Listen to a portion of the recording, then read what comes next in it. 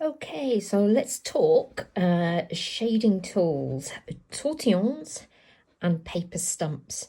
I often see people saying, how can I make these tortillons extend a longer life? You can see this one's used. They are made of twisted paper and they do not last forever. A small pack of 6 is around £2, $2, €2, something like that. And over time, the twists will push back in. So if you're using your tortillon and you're using the point, you will get a tortillon that ends up blunt, and that is useless for shading because you need a little bit of a point on it to have some control. So how can you resurrect a tortillon that hasn't been used to the limit of its life? And this one's almost had it. Get a paper clip and open it up.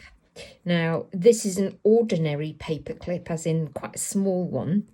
As you can see, I've got one here that was a bigger tortillon and what am I talking about? A bigger paper clip.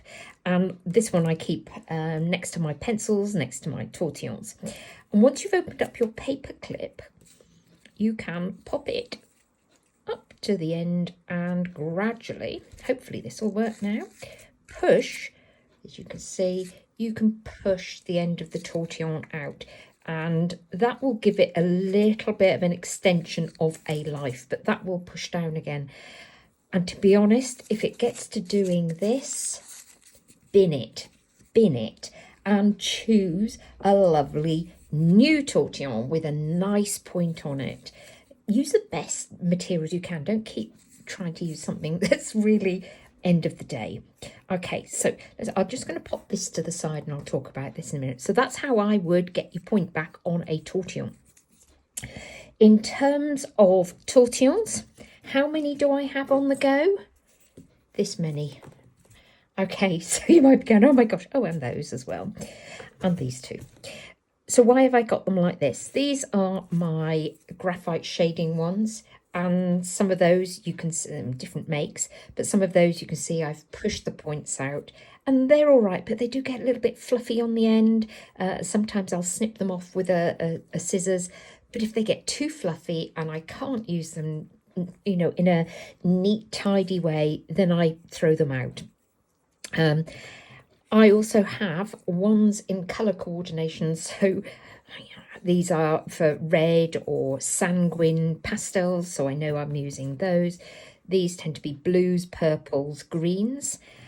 These are my white ones. Yes, some of them end up with a little bit of colour on, and you can clean them off a little bit if they're still quite firm with a emery board, but I don't recommend that too much for these. So have a variety, don't just use one tortillon for your graphite and your colour. So what is the difference between a tortillon and a paper stump? Paper stumps are made of compressed paper fibre and they are harder and more substantial. This is a fairly biggish one. You can get a lot finer ones and you can get absolutely massive ones. Obviously, there is no twist because it's solid. So if you have used it and this has got worn down or you've got a little bit of a fluff on the end, get your